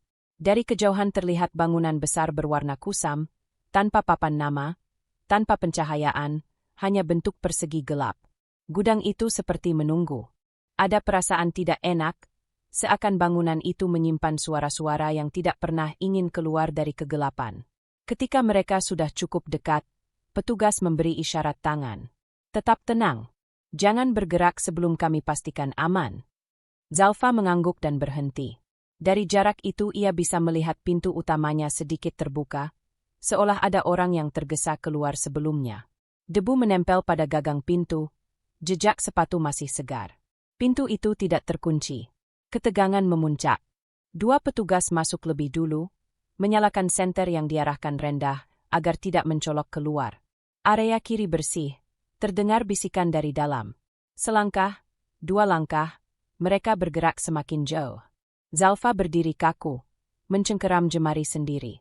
Ia ingin masuk, ingin menerobos, tetapi ia tahu satu langkah yang salah bisa menghancurkan semuanya. Lalu terdengar suara lain, pelan, namun penuh tekanan. Ada tanda keberadaan anak. Tempat tidur lipat, masih hangat. Zalfa hampir lunglai mendengarnya. Itu artinya mereka tidak salah lokasi. Artinya pencarian ini bukan sekadar menelusuri bayangan. Petugas utama keluar sedikit dari pintu dan memberi tanda Zalfa bisa mendekat hingga ambang pintu saja. Ia melangkah perlahan, hati seperti jatuh di lantai. Pandangannya masuk ke ruangan. Ada kursi kecil, selimut tipis, gelas plastik, dan mainan kecil yang patah pada salah satu bagiannya. Benda itu milik Ryan. Zalfa tahu persis. Suaranya keluar hampir seperti bisikan. Di sini dia. Petugas tidak menjawab dengan kalimat panjang. Dia terlambat dipindahkan. Tapi kita sangat dekat. Tidak ada penghiburan dalam kalimat itu. Tapi justru itulah kenyataan paling kuat. Mereka kembali bergerak ke ruangan lain, tidak ada suara bentakan, tidak ada adu tenaga. Sunyi, teratur, tegas. Zalfa berdiri memandangi selimut yang masih terlipat setengah. Tangannya terulur tanpa ia sadari. Sabar, Bu, ujar petugas. Ini baru salah satu ruangan. Ada area belakang yang belum kami buka. Zalfa menarik napas dalam-dalam. Langkah berlanjut menuju lorong belakang. Udara berubah lebih lembab, bau minyak solar dan besi berkarat begitu tajam. Ruang lebih gelap, hanya cahaya senter kecil yang melintasi lantai beton. Di sini, kata salah satu petugas lirih. Jejak sepatu anak menempel tipis di lantai, belum benar-benar hilang. Itu bukti nyata. Tidak lagi sekadar firasat. Malam itu tidak memberi jawaban final, tetapi arah pengejaran kini benar-benar mengerucut. Tidak ada keraguan mengenai tempat terakhir yang ditinggali. Tidak ada penolakan dari logika. Ryan pernah berada di situ. Dan jika satu ruangan sudah mengarah benar, maka hanya tinggal selangkah lagi menuju akhir. Zalfa menggenggam erat kain kecil yang ia bawa tadi. Ia tidak menangis. Tidak ada waktu untuk itu. Hanya tatapan lurus ke depan. Dan malam yang menutup diri perlahan. Sebelum akhirnya pecah menjadi pagi di mana kebenaran akan terbuka. Pagi itu datang tanpa warna indah. Tidak ada cahaya lembut kemerahan seperti biasanya. Yang ada hanya udara dingin, aroma debu lembab dari bangunan tua yang semalam telah dikosongkan, serta langkah tergesa tim kepolisian yang kembali memecah sunyi. Mereka melanjutkan pencarian ke area belakang gudang yang semalam belum sempat diperiksa tuntas. Zalfa ikut bergerak, tetap dalam pengawasan ketat, matanya tidak berpaling sedikit pun dari setiap pintu, setiap sudut, setiap kemungkinan. Pintu belakang gudang terbuka sebagian. Ada bekas goresan tajam di gagangnya, seperti pernah dipaksa terkunci atau dibuka berulang kali. Salah satu petugas mendorong pelan, dan suara engsel berderit memecahkan udara. Ruangan di baliknya tidak besar. Hanya ruangan sempit tanpa ventilasi berfungsi, lantainya beton dingin, dan cahaya masuk lewat selapapan kayu yang direntangkan sebagai pengganti jendela. Lalu terdengar suara kecil.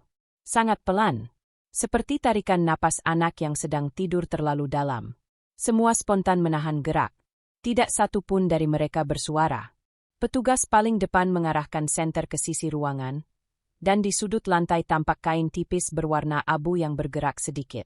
Zalfa menutup mulutnya dengan kedua tangan, dadanya berdenyut keras seketika. Ryan, suaranya keluar tanpa kendali.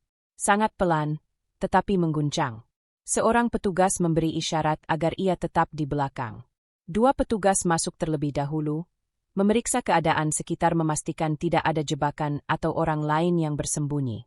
Setelah yakin aman, salah satu dari mereka mengangkat perlahan kain tersebut. Di balik kain, tubuh kecil itu tergeletak. Matanya tertutup rapat, napasnya tipis, bibirnya kering dan pucat. Ada bekas ikatan merah samar di pergelangan tangannya. Tubuhnya tidak tampak terluka parah, tetapi kelelahan dan kekurangan cairan jelas terlihat. Dia masih hidup, ujar petugas dengan suara tegas. Itu kalimat yang langsung mematahkan dunia yang telah lama remuk di dalam diri Zalfa. Ia berlari masuk, menunduk, memeluk tubuh kecil itu tanpa memberi jarak bahkan 1 detik. Ryan tidak bangun, tetapi matanya bergerak sedikit di balik kelopak. Zalfa menciumi keningnya, rambutnya, pipinya. Air matanya luruh tanpa ia sadari. Tangis itu bukan teriakan keras, tetapi pecah pelan seperti sesuatu yang lama tertahan. "Sayang, ibu di sini. Ibu datang. Kamu pulang." Suaranya bergetar. Ryan tidak menjawab, tetapi napasnya sedikit membaik seolah merasakan sentuhan itu. Petugas memberi ruang beberapa detik sebelum akhirnya meminta Zalfa mundur sedikit, agar mereka dapat memastikan kondisi fisik Ryan. Seorang medis pendamping diperbolehkan masuk. Tangan kecil Ryan dibersihkan, pipinya diusap dengan kapas lembab. Napasnya kembali stabil. Lalu, suara lain muncul dari sisi luar gudang. Langkah cepat. Dari celah pintu samping, sosok pria menyeruak masuk, seperti hendak kabur setelah melihat keterlambatan situasi. "Miftah." Tubuhnya kurus, rambut acak, matanya liar seperti seseorang yang sangat terlalu yakin ia masih bisa lolos. Ia hanya sempat melangkah 2 langkah. Seketika 3 petugas menahannya, mendorongnya ke lantai dengan teknik cepat dan terkendali. Ia tidak sempat melempar ancaman verbal. Hanya ada dorongan tubuh dan teriakan pendek putus. "Aku belum." Kalimatnya tidak selesai. Tangannya diborgol. Kepala tertunduk paksa ke lantai beton. Tidak ada dramatisasi. Tidak ada adu fisik panjang. Begitu saja. "Diam," ujar seorang petugas. Hidupnya selesai di titik itu. Namun Zalfa tidak menoleh sedikit pun. Ia tidak peduli. Semua fokusnya hanya pada tubuh kecil yang kini berada di pangkuannya. Ia mengusap pipi Ryan, membenarkan kaosnya yang kusut, memastikan selimut membungkus tubuh kecil itu dengan benar. "Bu Zalfa, kita harus memindahkannya segera," ujar petugas medis lembut. Zalfa mengangguk. Ia menempelkan wajahnya sebentar di kening Ryan sebelum melepasnya. Sesaat setelah digendong, Ryan menggeliat pelan, membuka mata setengah. Pandangan kecil itu kabur. Tidak langsung fokus. "Ibu," suaranya lirih, nyaris tenggelam. Zalfa segera memegang wajahnya. "Ibu di sini. Kamu aman, Nak. Sudah selesai." Ryan tidak bertanya apapun. Tidak bicara tentang apa yang terjadi. Tidak menyinggung tempat itu. Hanya memegang kaos ibunya dengan jemari kecil yang dingin. Sepanjang perjalanan menuju mobil evakuasi, angin pagi mulai bergerak. Cahaya matahari yang hampir naik memantul di atas beton dan lantai lembab memanjang. Tidak ada suara keras. Tidak ada orang datang menonton. Tidak ada kerumunan. Semuanya berlangsung sunyi dan terkendali. Di dalam mobil, Ryan tidur di pelukan Zalfa. Napasnya kembali teratur. Wajahnya membaik, walau tetap pucat. Zalfa menundukkan kepala dan mengusap punggungnya perlahan. "Terima kasih." Ia berbisik kepada para petugas. Tidak ada balasan panjang, hanya anggukan singkat. Tidak ada janji masa depan. Tidak ada kalimat muluk bahwa semuanya akan baik-baik saja. Tapi keadaan hari itu nyata. Anaknya kembali hidup. Tubuhnya berada di pelukan. Bukan dalam bayangan. Bukan dalam harapan. Nyata. Langkah perjalanan berikutnya mungkin panjang. Luka batin mungkin tetap ada. Namun momen itu, detik saat Ryan kembali merasakan kehangatan ibunya, adalah kebenaran paling utuh yang pernah dimiliki Zalfa dalam hidupnya. Ia menatap wajah kecil yang tertidur tenang, dan tiba-tiba dunia yang selama ini pecah terasa tersusun kembali, satu potong demi satu potong. Tanpa suara, tanpa seruan, hanya napas kecil yang kembali bertukar dengan napasnya. Dan itu cukup. Hari itu, matahari datang tanpa tanda luka. Cahaya paginya masuk ke sela tirai rumah Zalfa, lembut dan tidak mengusik. Tidak ada suara sirene, tidak ada panggilan panik, tidak ada langkah tergesa petugas. Yang terdengar hanya suara kipas angin yang bergerak pelan dan napas halus seorang anak yang masih tidur di kamar sebelah. Zalfa berdiri di dekat jendela, memandang pepohonan di halaman kecil mereka. Udara terasa berbeda, lebih ringan, Meski bekas tekanan masa lalu tidak mungkin hilang begitu saja. Namun sesuatu dalam dirinya telah berubah. Ketakutan yang dulu mengungkung kini mulai melebur menjadi kewaspadaan tenang.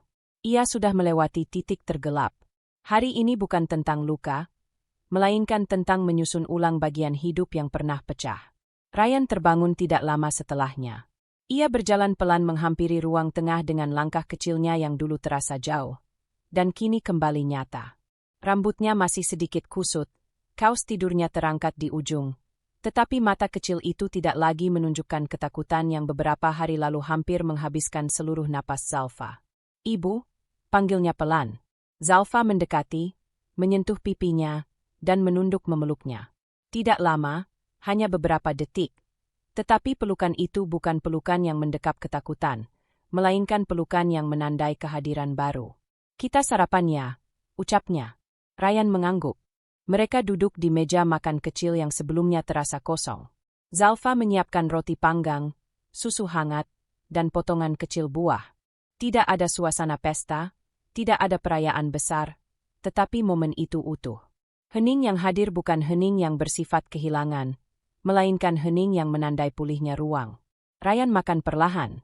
Matanya beberapa kali menatap Zalfa, lalu menunduk lagi. Ada perasaan aman yang kembali tumbuh, pelan namun pasti. Setelah sarapan, Zalfa merapikan dapur lalu mengambil laptop. Sudah beberapa minggu ia meninggalkan aktivitas kerjanya. Kontrak kerja yang dulu hampir ditolak kini kembali terbuka. Rekan yang sempat menunda proyek menunggu kepastian. Ia memeriksa pesan masuk dan mengatur ulang jadwal. Kali ini ia memastikan jadwal bekerja tetap memberi ruang untuk sekolah Ryan dan waktu bersama. Ia kembali bekerja, bukan karena tuntutan, tapi karena ingin menata hidup dengan cara yang benar. Di tengah rutinitas itu, telepon masuk dari pihak kepolisian. Tidak panjang, tidak dramatis. Hanya pemberitahuan tegas mengenai proses yang sudah selesai. Miftah sudah ditempatkan di fasilitas penahanan dan diproses sesuai aturan, ujar suara dalam telepon. Zalfa tidak meminta detail. Ia tidak ingin tahu banyak. Cukup bahwa risiko yang menghantui kini benar-benar jauh. Ia mengucapkan terima kasih, lalu menutup telepon tanpa jeda panjang. Saat siang datang, Zalfa duduk di ruang tamu sambil menata beberapa dokumen Ryan untuk persiapan psikolog anak. Tidak untuk menimbulkan trauma baru, tetapi sebagai langkah memulihkan dengan cara yang benar. Ia ingin memastikan anaknya tidak menyerap ketakutan yang terlalu lama tertinggal. Ia ingin anak itu merasakan bahwa rumah ini adalah rumah yang kembali stabil. Ryan bermain puzzle kecil di dekatnya. Sesekali ia memanggil Zalfa untuk memasang bagian yang sulit. Sesekali tersenyum kecil. Tidak ada kata yang membicarakan apa yang pernah terjadi. Tidak ada memori gelap yang muncul. Momen itu diterima apa adanya. Malam datang perlahan. Zalfa menutup laptop, membereskan permainan anak, lalu mematikan sebagian lampu rumah. Ryan duduk di pangkuannya sambil menonton tayangan anak-anak. Tidak ada rasa gelisah saat Zalfa memegang tangan kecil itu. "Nanti kita jalan-jalan ya, Nak," ucap Zalfa sambil mengusap rambutnya. "Kamu mau ke taman atau ke toko buku?" "Toko buku," jawab Ryan pelan, tanpa ragu. Zalfa tersenyum. Ada sesuatu dalam jawaban itu yang terasa seperti pintu baru terbuka. Dunia Ryan kembali punya pilihan. Saat Ryan akhirnya tidur malam itu, Zalfa keluar ke teras. Langit tampak bersih, bintang-bintang kecil berbaris tanpa kabut menghalangi. Udara dingin, tetapi menenangkan. Ia duduk, memeluk lutut, memejamkan mata. Ia bukan mengingat kembali hari-hari pahit, bukan menenggelamkan diri pada rasa takut yang pernah menguasai, melainkan membiarkan dirinya menyerap kenyataan bahwa kini hidup sudah berjalan ke arah yang berbeda. Tidak ada ketergesaan. Tidak ada kabar buruk yang setiap menit bisa datang. Tidak ada kecurigaan bahwa sebuah panggilan akan merenggut anaknya lagi. Semua telah selesai pada titik yang seharusnya selesai. Dan dari tempat itu, ia mulai membangun ulang rumahnya, pekerjaan, rutinitas harian, pola tidur Ryan, cara ia memandang diri sebagai seorang ibu yang tidak menyerah, meski sempat hampir hancur. Saat ia masuk kembali ke dalam rumah, lampu lorong masih menyala. Zalfa menepuk lembut pintu kamar Ryan, memastikan anak itu tidur dengan posisi nyaman. Ia menutup pintunya, melangkah ke kamarnya sendiri, dan menutup tirai. Hari berikutnya akan datang, dan setelahnya hari-hari lain. Tidak semuanya akan sempurna, tetapi semuanya sekarang nyata, bukan lagi ancaman yang samar. Zalfa mematikan lampu, menarik napas panjang, dan tidur dengan hati yang akhirnya kembali memiliki tempat untuk beristirahat. Ia memulai hidup baru, dengan cara yang tenang, dengan anak yang kembali berada dalam genggamannya, dan dengan luka yang tidak lagi menguasai, melainkan menjadi alasan untuk berdiri lebih kuat dari sebelumnya. Terima kasih sudah mengikuti kisah ini sampai akhir. Kalau kamu ingin mengikuti cerita lainnya, yang tak kalah penuh alur, kejutan, dan pesan kehidupan, jangan lupa untuk like, komen, dan subscribe, agar kamu tidak ketinggalan lanjutan kisah menarik lainnya. Sampai jumpa di cerita berikutnya.